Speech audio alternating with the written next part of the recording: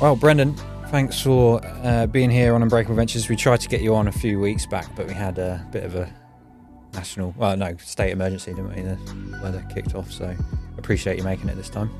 Yeah, no problem. Thanks, Ollie. Looking forward to getting stuck in. Yeah.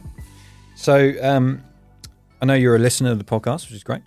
And we've wanted to have a chat with you for a while now, pretty much because of your experience, what you've been doing as a career. And I think the influence you have, particularly local, is really important. Loads of people talk about you. I know you get around and speak to a lot of the community, so it makes sense to get you on and have a chat. But I want to sort of go straight to the beginning, if you like, about how you got to where you are today. I know you've been involved in a few of our most serious events here in Christchurch around New Zealand. What part of those events really shaped who you are today and how you see resilience and emergency management? Yeah, good question, Ollie.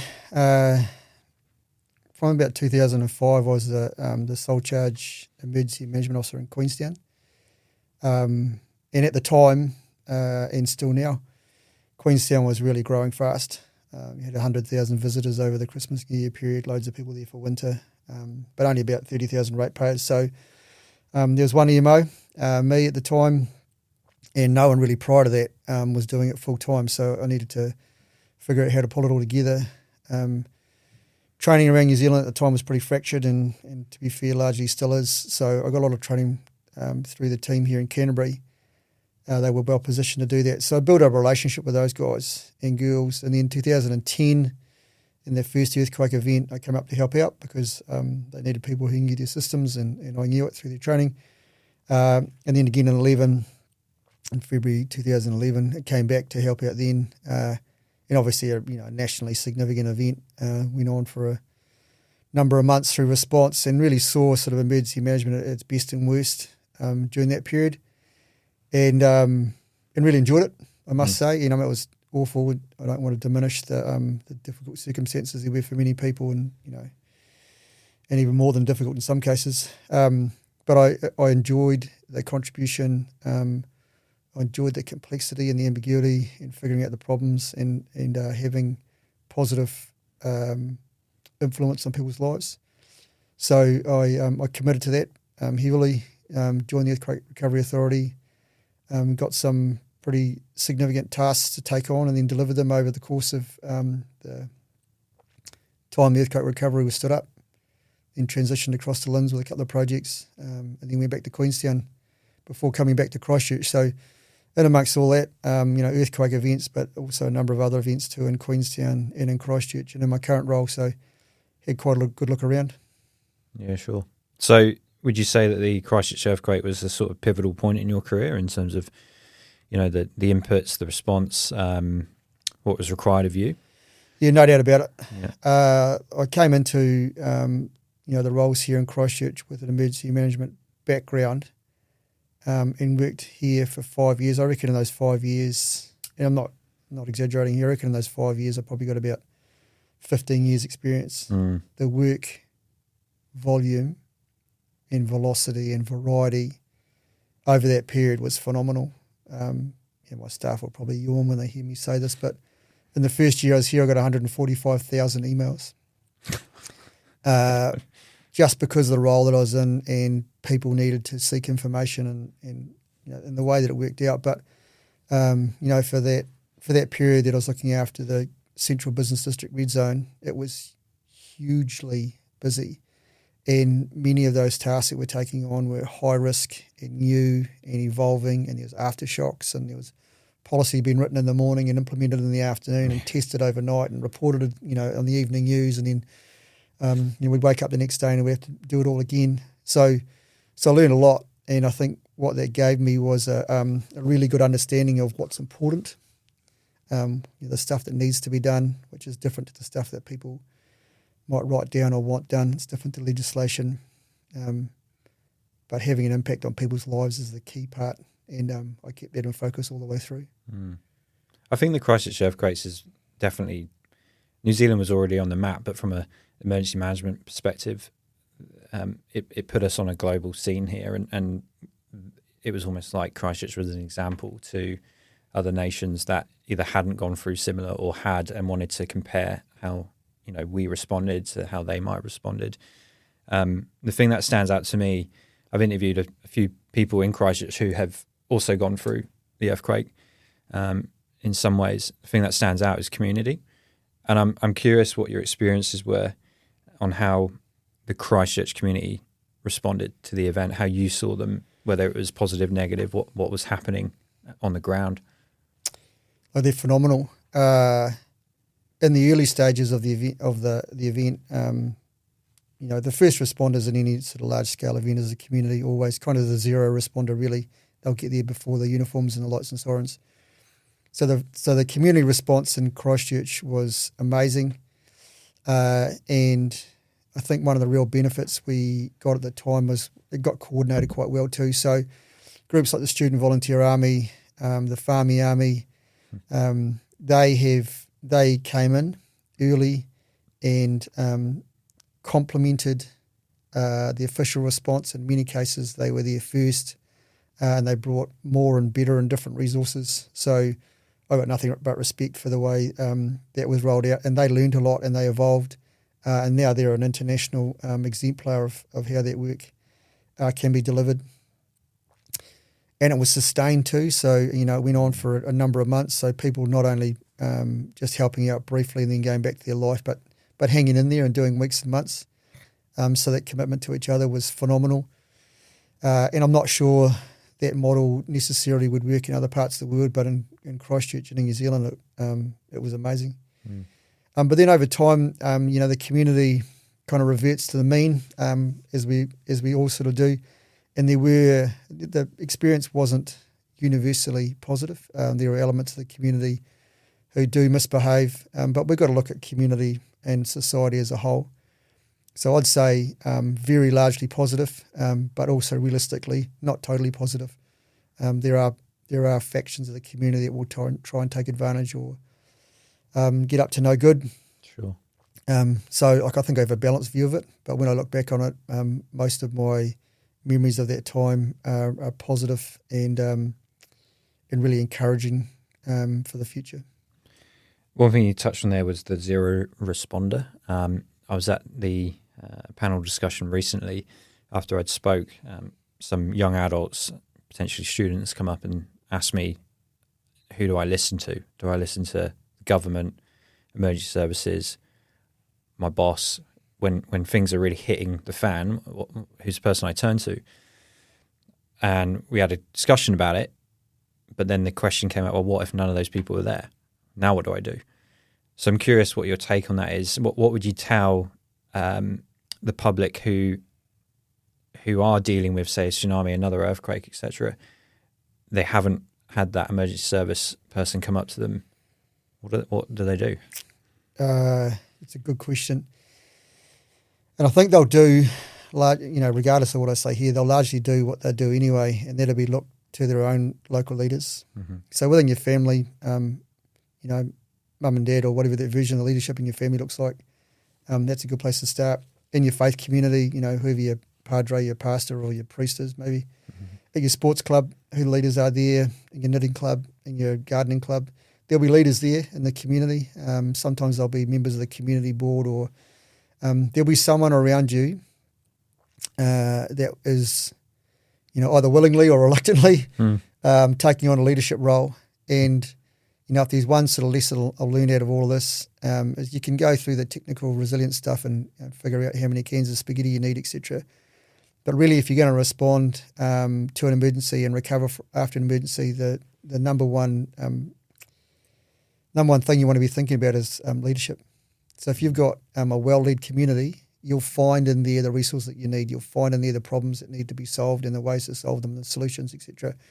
So if you've got a connected community and a well-led community, you've probably got just about everything you need. Yep. The other solutions will come out of that. So an answer to the kids, who do I look to? Who do you look to normally? And if you trust them normally and they're good people and they're doing the right thing, just stick with them. They'll probably see you right. Yeah, right.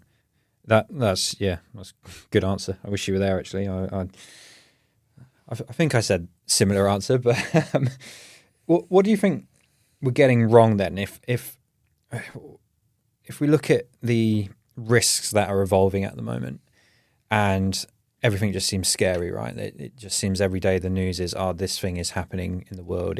Cyber is getting worse, AI, climate change. What are the misconceptions you see the public have got at the moment in terms of maybe that support, or maybe they're just talking about the wrong thing? I'm not sure. Yeah. Media, social media, mainstream media, etc. They all have their own various spins on the world. But I just go back a step, and if the community at large really understood the likelihood and the consequences of emergencies, really fundamental stuff, they could sleep better at night, because you don't have to lie in your bed at night worrying about a tsunami, and you shouldn't lie in your bed at night worrying about an earthquake. But what you should do is understand it. And if you can understand the likelihood, one chance, the return period for an alpine fault earthquake is about every 300 years. So we're about due. Does it mean worry about it? No. It means prepare for it. But on the other side of that coin, prepare for it properly. An alpine fault's not going to rumble through here and disrupt your day. It's going to rumble through here and disrupt your life. So don't worry about it happening all the time, but do prepare for the consequences being really significant. So I think if people look on both sides of that coin, they can sleep at night, but also take action to look after themselves for the weeks or months afterwards where it's going to be heavily disrupted. And if you do that, the narrative from the media can just wash over you.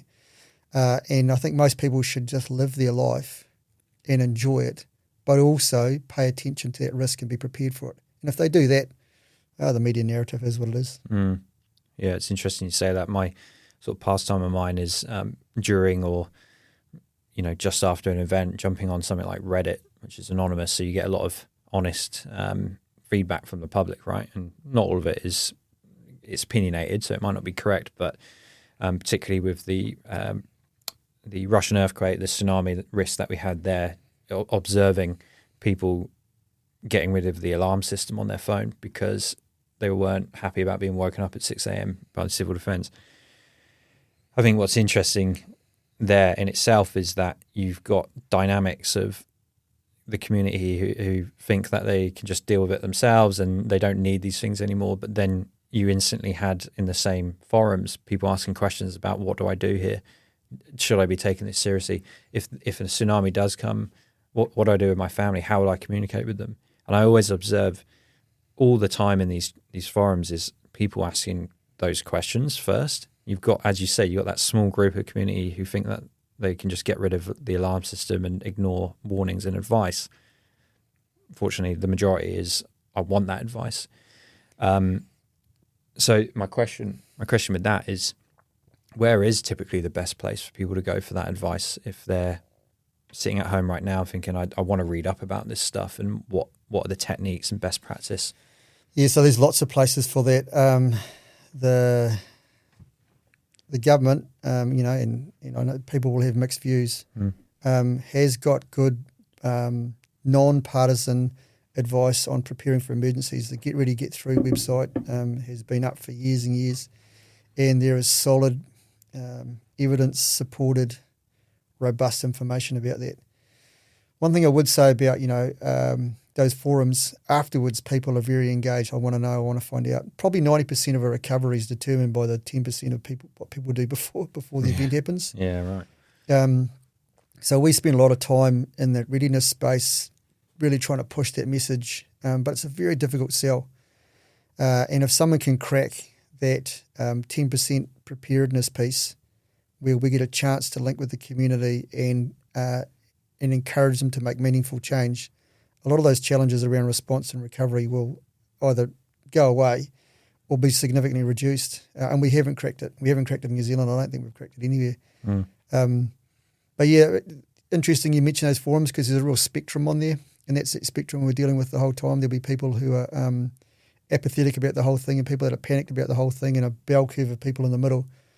And there's a real challenge around changing behaviour, particularly for an event that a lot of people haven't experienced. In an earthquake in Christchurch, we can have conversations about that, and half the rooms lived it. We're now having conversations in Christchurch about tsunamis, and there's no one in the room that's lived it. So, we've got potentially an even more devastating hazard that is going to happen at some point, and moving the dial on a unseen, unknown, unlived experience is really tough. So we've still got a way to go. It's interesting. That's the biggest challenge we have from a consultant perspective. We want to do a scenario exercise in Christchurch. What do you want to do? Earthquakes. In Auckland, cyber, or floods.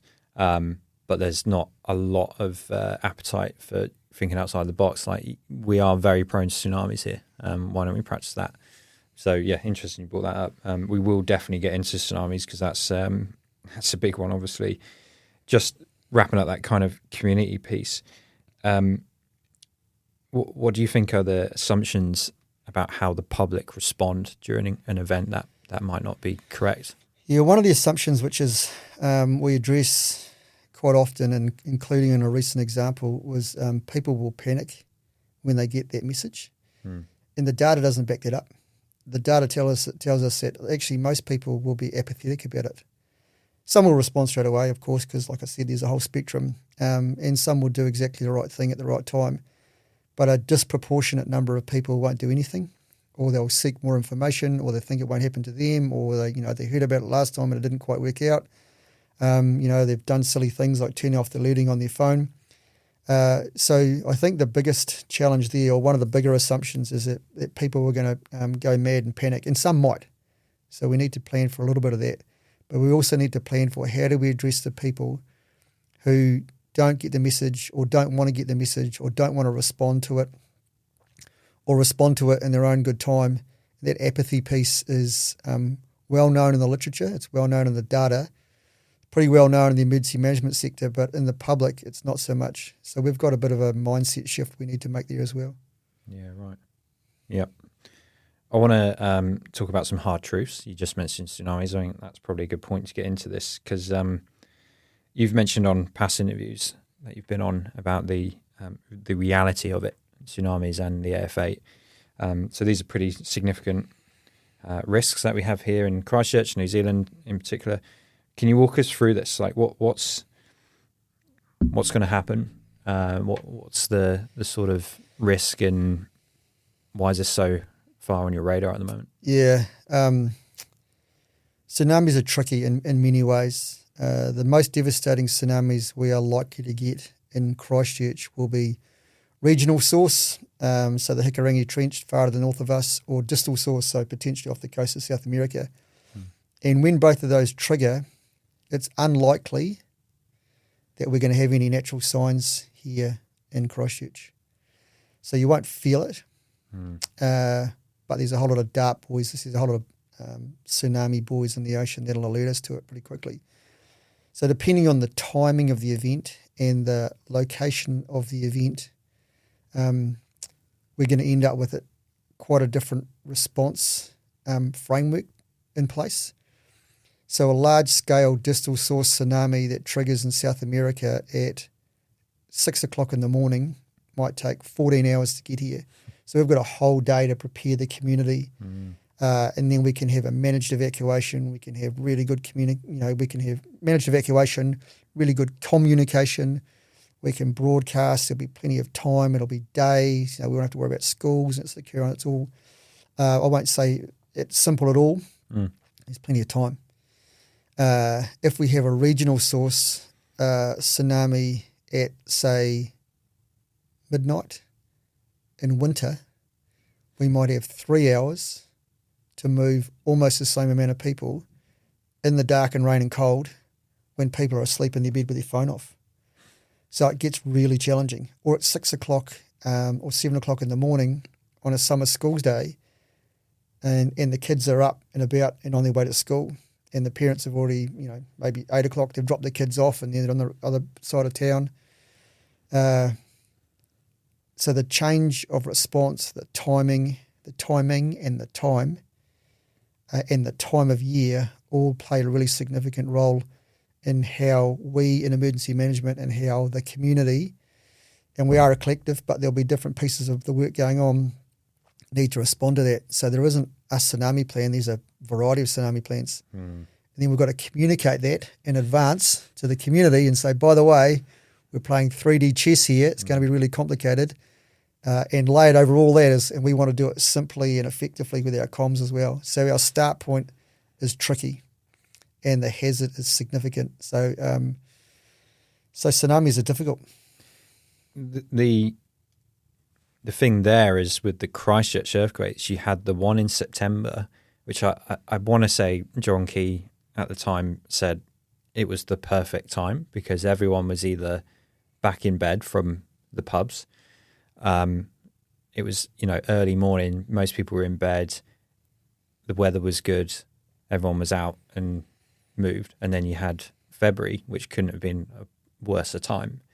I guess, again, the weather was good, but everyone was out for lunch. Everyone was out in the high street, and it's just interesting the dynamics there of the perception of, okay, we've kind of dodged a bullet here with that September one. And as you're saying here, we don't know when this tsunami is coming, but you've got different varieties of how we're going to have to respond to it, which I totally see is going to be difficult for the public to wrap their head around. Yeah, really tricky. And if John Key called it the perfect time, I'd describe it as lucky, very lucky. And I'd argue too that February's not a bad time to have an earthquake because if we're doing it in August, pouring with rain and freezing cold, would have been quite a different rescue scenario. So I think we were lucky both times. Yeah. The evacuations we've got, we're trying to really simplify this quite complex issue into as simpler arrangements as we can without making it so simple it's ineffective. Fundamentally, there's going to be two types of evacuation, managed and self-managed. And that really means in a managed evacuation, we're going to have an opportunity to push forward uniformed staff into those areas to help out. So if we have 6, 12 or more hours, you'll see police, fire, AMBO, contractors, etc., in those evacuation zones, amplifying the message, managing traffic, clearing blockages, providing guidance to the community, all those sort of things you'd expect. If we have less than that, the police can't and fire can't go into those areas. They can't put their staff at risk. They can't send in appliances. They'll be evacuating with everyone else, and that'll be difficult for some people to get their head around. We've got to withdraw the resources and the people at the same time and pull them all out. And we know for certain, and I'm a dad, we know for certain there's going to be contraflow. People will be going the wrong way. Yeah. So we need to plan for parents to be heading into the evacuation zones, even though we know they shouldn't.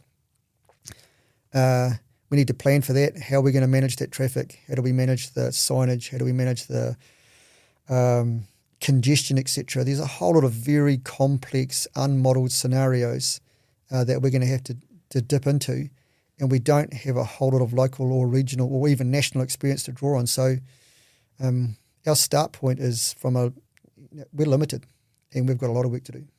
Is that where our neighbours like Australia need to come in and help us then? Is that part of the plan? Yes. Yeah, absolutely. There'll be international assistance required. If a tsunami, a large-scale tsunami hits Christchurch, it's also hit New Zealand. So when the earthquake hit Christchurch, lots of the rest of the country was largely unaffected, and they could swing in and help. We were fortunate. If a tsunami hits the entire east coast of New Zealand, there are very few cities that aren't affected, and towns even. So our infrastructure, our roads, our power, our internet, our airports, everything is either going to be affected by the tsunami or overwhelmed by the response. So it's a really difficult place to plan, or difficult circumstance to plan through, because the risks are so enormous and so quick that I feel for the people doing the planning, it becomes incredibly complex incredibly quickly. Where does Australia fit into all this then? We caught up a while ago, and you mentioned the stat or the idea of the biggest risk to Australians. Do you remember what that was? Can you share that? So the biggest threat to the largest number of Australians, there is a possibility they could have an absolutely enormous bushfire that can impact tens of thousands of people in a hurry. But one of the most significant risks to the Australian population is a alpine fault event in the South Island of New Zealand in winter. So if we have 100,000 Aussies over here skiing, great, that's good for our tourism and good for our economy. But if we have an earthquake or an alpine fault earthquake at the same time, it's a massive event for Australia, let alone just for New Zealand. So, if it happens during the ski day when there's tens of thousands of people on the ski field, and those roads, they're fragile at the best of times, there's going to be a really significant challenge in getting those people off a ski field with damaged roads down to a damaged town, and out of that damaged town to the damaged airport, away to another damaged town to do whatever needs to happen next. It becomes a massively complex problem really quickly. So yes, we will be seeking international assistance for AF8 and a tsunami. And to be fair to Australia and my colleagues at NEMA, these conversations are well advanced, right. And they need to be. Yeah. We haven't got to the point yet where we're doing any sort of national exercising, but I think that's coming soon. Yeah, and right. and the sooner the better, because these events are going to be very challenging. That would be amazing to see that. That would be global news if two countries could do that in one place. Yeah, for sure. Do you think COVID has played a part in influencing or our government understanding the challenges here? Because, during COVID, there were Germans and Americans and Aussies who were either here working on holiday who needed to get back their governments. So I remember at the time I knew some Germans where the German government sent over 2 Lufthansa flights, and they just literally piled every German they could onto these planes to get them out of the country. But my understanding was organising that and allowing it to happen was really complex and a bit of a nightmare while they're trying to deal with a pandemic. Is that going to be the same, do you think, in this scenario? I mean, obviously, if we practice it, hopefully not. But if it happens tomorrow, are we prepared to be dealing with the Australians, Americans, etc., trying to get their people home? Prepared? Difficult to answer that. Are we better prepared? Yes. Yeah. Yeah, so lots of people who work in the emergency management sector, and also on the fringes of that, and MB and MFAT and other government agencies, and a lot of the people at the embassies, they come and go, but some of them will have stuck around. They'll have that muscle memory from the last one, and I think the next time round would be better. It was really challenging because the whole world was doing that for COVID. An AF8 event for us is likely to be just, New Zealand will be beaten up by that, Australia will be helping, the rest of the world will probably swing into action. COVID was slightly different because everyone was sort of managing it all at the same time. Yeah, and like plus and minus on how the rest of the world cooperated on that. But we need to practice these things. We can't just continue to practice low-key, local sort of events where the strain on resources is limited, it's all over in, half a day, everyone goes home for tea and biscuits. We need to really ramp up the volume and the intensity of these exercises so we can break our system and rebuild it so it's going to work next time. And I'm an advocate for this. We need to learn, train, exercise at scale and intensity far more often than we currently do. That is the number one point that was brought up when we were at that panel discussion with the Taiwan ambassador to New Zealand. Taiwan, they've built a culture of this over 30 years where they are doing mandatory nationwide drills, I think every month. That's insane. That's a level of resilience that is admirable. How do we get to that? How do you convince all Kiwis to drop tools for an hour every month to practice a drill on that scale? It's a big ask. Yeah, look, I don't know the answer to that. Far from it. I know what we need to do. How do we do it? Yeah, good question. I don't know the answer. But not doing it is not doing us any favours. Exactly. Yeah. So with tsunamis, they certainly. I've lived through the Christchurch earthquakes. Earthquakes make me nervous, but tsunamis terrify me. So what's the sort of one thing I need to understand today about tsunamis and my reaction to them? Tsunamis isn't a high tide. I think there's a misconception there. Tides move vertically, tsunamis move horizontally. And it's an enormous body of water moving quickly, and it's full of debris.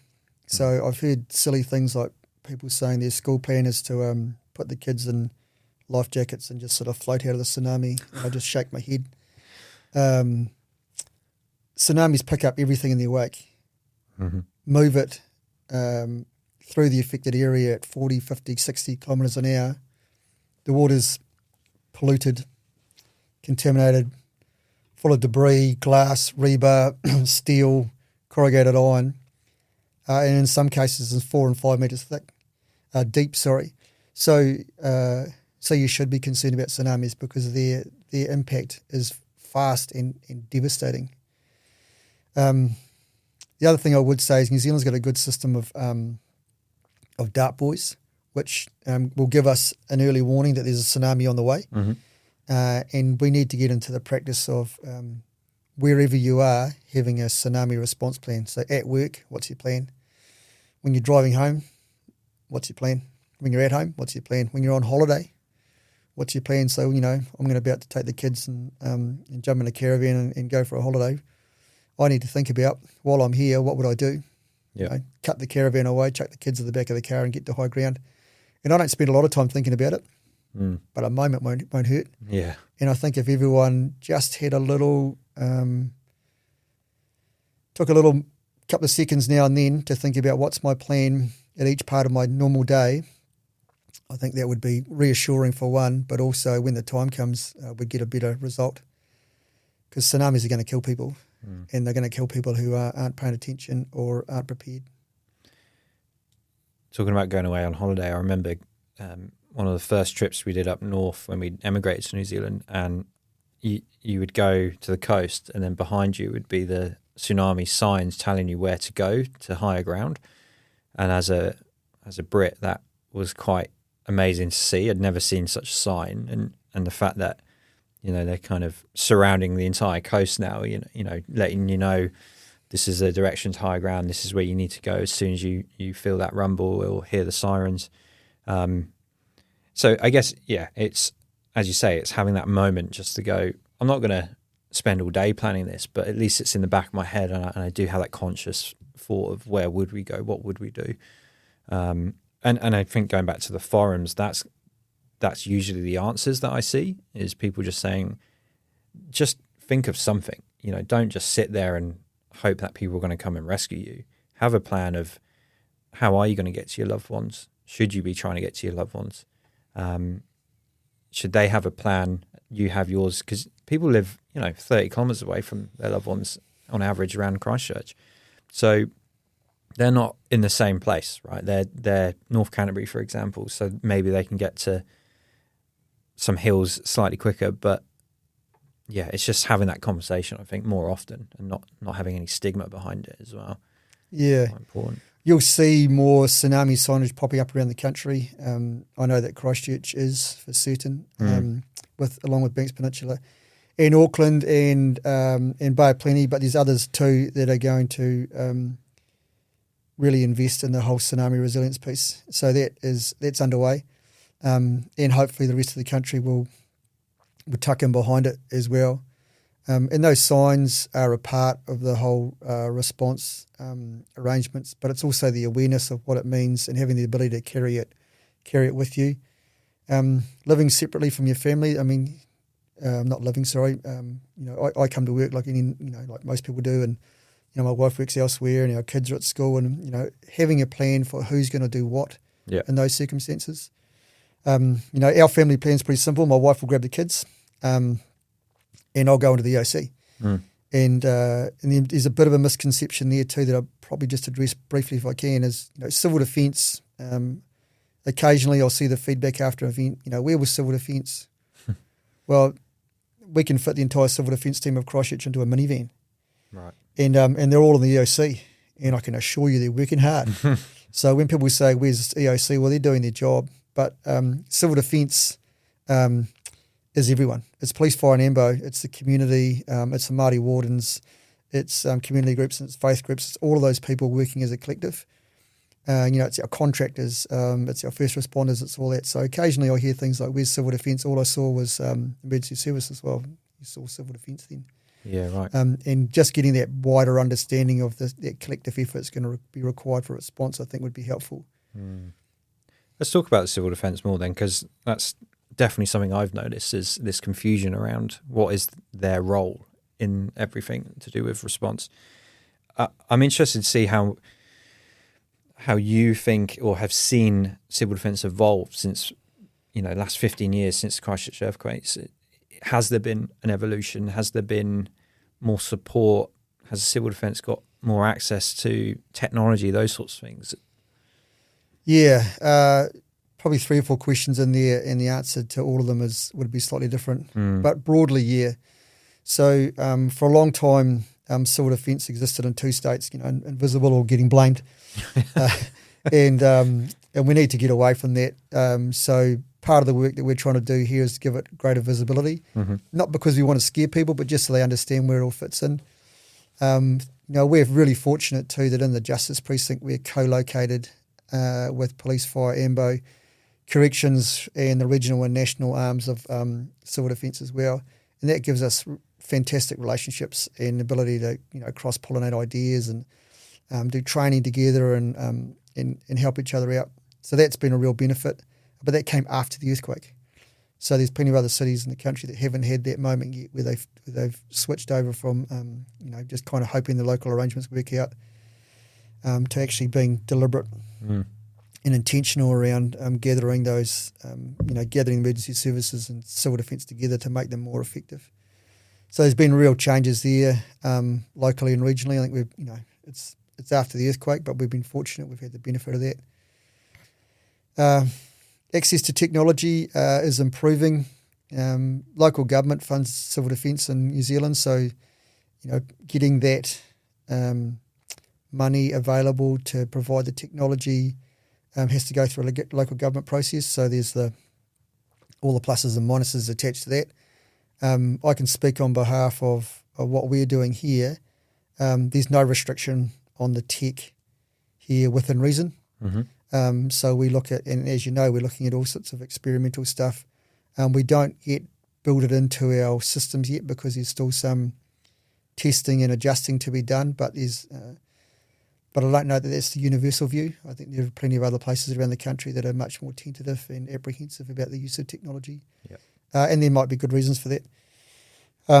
So I guess that's a long way of saying I think it's got better. I think it's still got a way to go. There's tools and tech out there that could definitely help. But I guess the one thing I would say about tools and tech is one small group having one tool is nice. The real force multiplier is when there's a national platform, nationally agreed standards, everyone's using the same tool and using it in the same way. So we've got the tool and the training, and then it's led in the same way, and then we've got a whole collective response which is way more efficient and effective. Little various councils around the country buying tools and things here and there helps them incrementally. It doesn't help us as a sector collectively. So, national leadership on that would be, I think, is coming, but it'd certainly be helpful too. That's a world I'm definitely involved in at the moment, is why are we so disconnected in that piece? You've got a lot of local councils who are running their own systems, and there's, as you say, there's going to be reasons for that. And I think it also is, it's not necessarily a negative thing because they're just getting ahead and getting it done. They're getting something in place. But the thing that's missing is a national level incentive to give everyone the same tool where we can all be on the same page. Why do you think we haven't got that yet? If we're looking at our neighbours like Australia, Taiwan, etc., who have, why haven't we got it? I think there's probably a couple of reasons for that. One, it's structural, just the way that our emergency management arrangements are set up. Historically, the old McDem, the old Ministry of Civil Defence, was a small agency, looked after a lot of policy. Over the last 10 years or maybe a little bit more, it's become much more operational. So we're seeing far greater push into that space, which is encouraging. But also the way that national government, regional government and central government set up in terms of autonomy. I'm no politician, but there's real benefits in having autonomy at a local level. It's great for recovery. It's good for local leadership. It's really empowering. But the downside is we don't have the same requirement to have the same standards or training or regional exercising, etc. So there's pluses and minuses.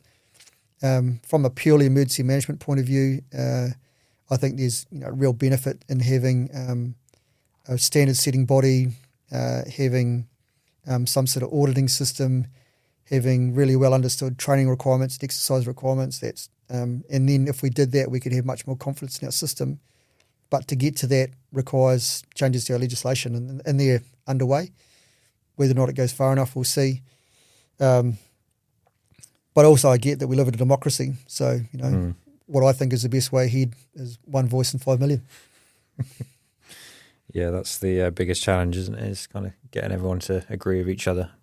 And then you've got the problem of governments changing every 4 or so years, and plans change, budgets get reallocated, 1 step forward, 2 back, that sort of thing. So yeah, the electoral cycle is tricky, isn't it? Yeah. Locally and nationally, and long-term planning in a 3-year electoral cycle is, they're distant cousins, aren't they? Yeah, pretty much.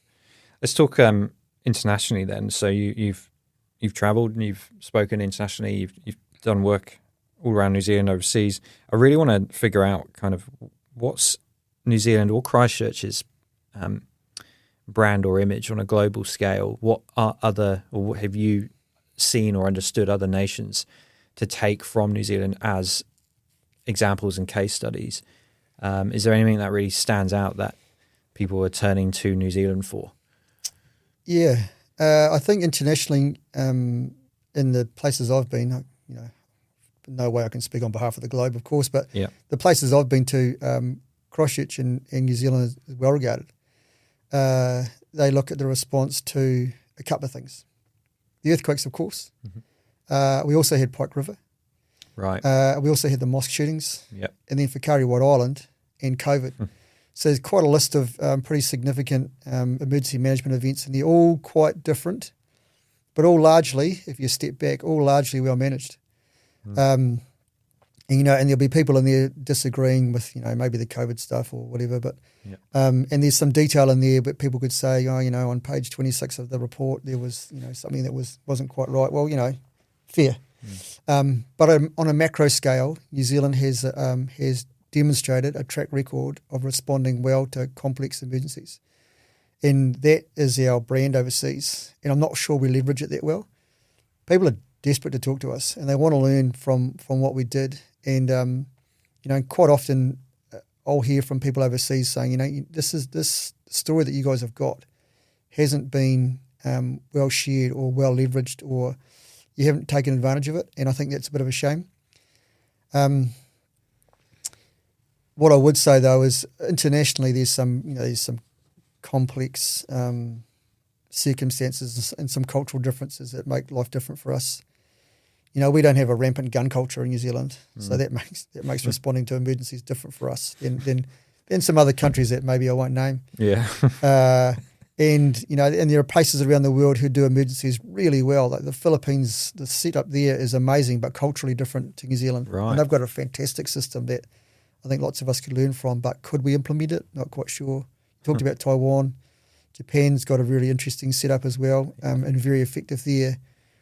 But an international community that can share these learnings and help each other out could be very powerful, but we're not quite there yet. On the flip side of that coin then, what should New Zealand be adopting or taking more seriously as a lesson from our neighbours and allies? I think there's a piece in there around professionalising the sector, and that doesn't mean that every single person needs to go to university for 5 years and pop out the other side with a piece of paper. Professionalism for me is a mixture of qualifications but also experience, and I think the blend of that. There's lots of very well qualified people in New Zealand with in emergency management. There's lots of people in New Zealand who are experienced too, but there's not many that sit in the middle, and neither have all the answers. So I think there's an aspect there that could be developed. There's a technology piece, and I know that you're keen on that. We've got far more we can do here. We've got some good technologists in New Zealand, so I think we can get further into that. There's also some of the understanding of the hazards out there that we probably don't have here that we could have. So many parts of the world that have been heavily impacted by tsunami are not English speaking. That's just the way that's worked out in the last 100 years or so. If we spent more time talking to the people, getting the translations and understanding those hazards, we could probably build a better tsunami program. But as it is, slightly different now with AI, but as it is up until recently, we could only really digest the English versions of those reports. So we had a limited pool to work from. There's heaps more learning to be done. And look, the more I have these conversations, the more I learn, the more I figure out that I don't know, but the more encouraging it is to get stuck in. I'm getting literally today messages from Australia saying, can we bring more people along to this international tsunami forum, which I'm a part of, so they can add value to these conversations? And my answer to that always is yes. We want more people to know more, so we can help more. Yeah, great answer. Yeah, you touched on AI there. I think I try not to always talk about it because it seems to be the only conversation people are having these days. But you raise a valid point around the fact that it can help us now have wider conversations with non-English speaking nations who are experiencing the same thing. Are there any examples that come to mind in addition to that with AI or maybe technology that are kind of helping us collaborate more, I suppose? Yeah, I'm in talks with a company in the States at the moment that runs an AI supported emergency management tool. And what they're doing is what I think one of the methods for the using AI is in a large scale or complex event, there's a whole lot of information that needs to be synthesized. Legislation, guidelines, standard operating procedures, policies, orders in council, technical arrangements, standard operating procedures, etc., etc. There's a whole lot of information in there that needs to be digested quickly.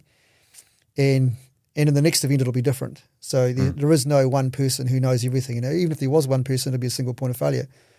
So I think one of the sensible places to apply this tool is to help synthesize all that information and provide examples and options and templates for the people running the response, and then give it the human overlay because that's entirely sensible to do that. So have the emergency management expert review the outputs that AI can give us and do that quickly. And in emergencies, anything really, the one resource you can't get back is time, and AI can help buy us time. So if we can buy time, we can then apply our cognitive load to managing the problem, not to administering the problem. And if we can get into that space, I think we'll be well served by AI. There's all the other concerns with AI, and I get it too. But if it can get large volumes of information synthesized quickly, I think that helps us. That's the important piece about AI is this answering the question, what do I really want to use it for? What's its true value? Because I think using it to do what most people are using it for today isn't truly valuable, right? It's that ROI piece from solving problems you've got much quicker. We've got partners we work with outside of the UK who have been doing AI-based digital transformations for decades, and these guys are the real deal. And the one thing they always come back to us with from their experience is an organization thought that they knew what they wanted to use AI for. They do an analysis and it's a completely different thing. And in your case, as you're saying, it's how do we get information cut through, put into the right source for us to make quick decisions, because it is still the human element, particularly in emergency management. You're never going to have AI taking over that, but it can really significantly help if you put it in the right corners. So I think, there's definitely more education around that, I think, where people don't need to use AI for everything, but they can use it in siloed verticals that really move the needle in the long run. Yeah, and that's what we're beginning to see more and more. The decision is still made by a human, and there's a whole lot of nuance that you can't put into a machine, and I get that. But I can get 80% of what I need 90% faster. Yeah. So I'd be mad not to. Yeah. And then the last 20%, of course, put your experts in there to give you the information set that you need and help support that decision. But if we can, I've described it this way to people, it does large, it does fast, and it's accurate enough. And as long as we understand it's accurate enough, that's a good place to start. It's not the answer, but it speeds it up. Yeah, and time is everything. So AI seems to be the future, but if we look 10, 20 years down the road, what do you want New Zealand's emergency management system to look like? What do you want our communities to look like? And what's the best case scenario for us? Yeah, really well integrated. So that you, and I'll answer this in two parts. I think the primary piece is always the community. So where the community has EM built into it to the point where they don't even know it's there. And I'm not trying to be sneaky or secretive at all, but kids at school are learning about earthquakes and tsunamis, and it's not scary. It's just a part of the curriculum. It's it's built into the geography class, and a part of one of the geography lessons for the year is kids understand about how to do planning and response, etc. And then they go to church or sports club, and the information and the signage, whatever it is there, it's not obnoxious, but it becomes a part of what they see, and they think about. There's no stigma attached to it. It's just a risk that you need to know about if you're living in Aotearoa. And then you go into your work life, and at your work there's a plan, and there's a business continuity plan, there's an emergency plan, and it includes what you want to do when you need to look after your own kids. And the school is teaching to the kids, but the school as a focal point of the community also has a plan that's sensible, which doesn't include putting kids in life jackets. And then, so it becomes built in. Yep. And it's built in by design, and it's intentional. And everyone gets that if you live in New Zealand, these are some of the things that you need to be thinking about, and it becomes really clear. The supermarkets are doing it, and the supply chain's doing it, and the IT folk are doing it. And it's in business, and it's in the malls, and it's in real life. And when it's in there, I think that helps the emergency management community, which I think in 20 years' time, the fundamentals will be the same. The core elements of civil defence and emergency management are the core elements, and I quite like, I protect the core and I disrupt the edges. The edges in 20 years' time will be different. I don't know what they'll be, but the core will always be the same, building into reduction, so not building houses in dumb places. That will solve half the problems, 70% of the problems, maybe more.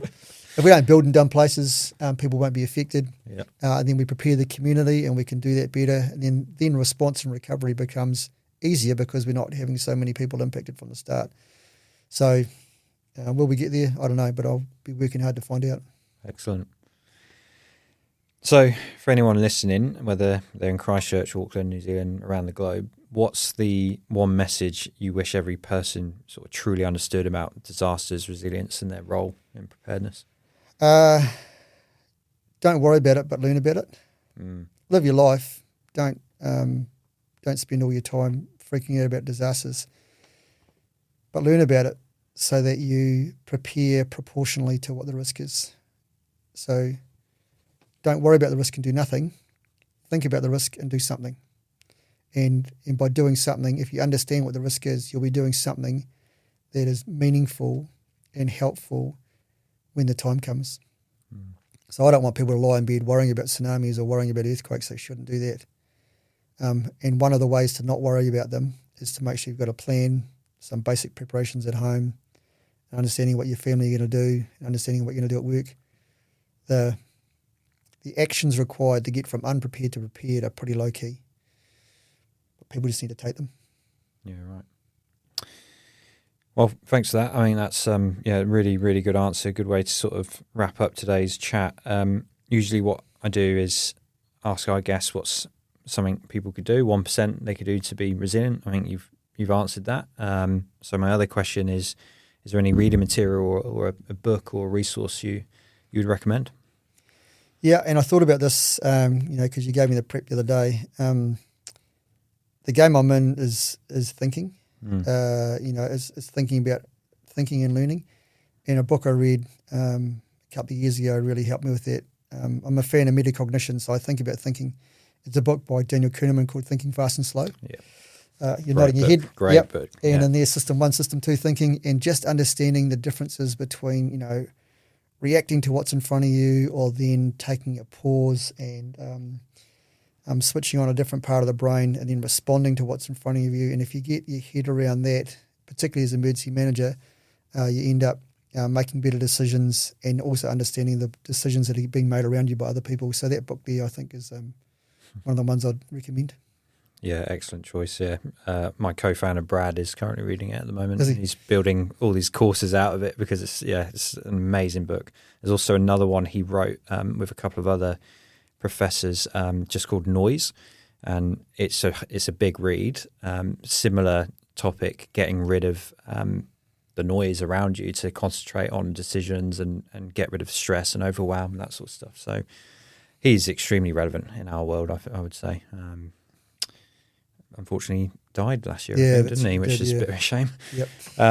Brenden, thanks so much for coming on. It's been a long time coming to get you on Unbreakable Ventures. In this hour alone, we've covered a lot of really good stuff. So I really appreciate your time, but most of all, really appreciate what you're doing in a community that I live in. And I know it's difficult to promote the work that the civil defence does, and particularly in a way where you're having to deal with people being super annoyed at being woken up at 6 a.m., which is ridiculous. But I see it, and I know that everyone else is going to start seeing it.